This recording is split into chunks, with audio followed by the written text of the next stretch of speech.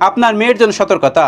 Number 1, আপনি flat বাড়িতে থাকেন, অনেক উপরের তলায় থাকেন, আপনার কম বয়সী মেয়ে সিঁড়ি বা লিফট দিয়ে ওঠানামা করে, নিচের তলায় অনেক মানুষজন থাকে, আপনার মেয়ে কিন্তু মোটেও নিরাপদ নয়। নিচের কাউকে বিশ্বাস করার কোনো কারণ নেই।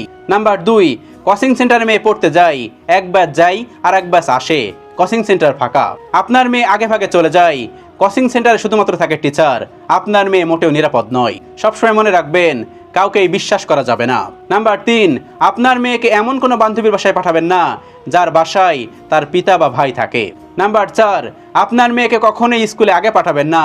সবসময় মনে রাখবেন, সে কিন্তু স্কুলে একা হয়ে যেতে পারে, তার বন্ধু বান্ধব কিন্তু পরে আসতে পারে, সে কিন্তু এখানে মোটেও নিরাপদ নয়। নাম্বার 5, বিবাহিত ভাই বোনের বাসায় ছোট মেয়েকে থাকার জন্য পাঠানো যাবে না।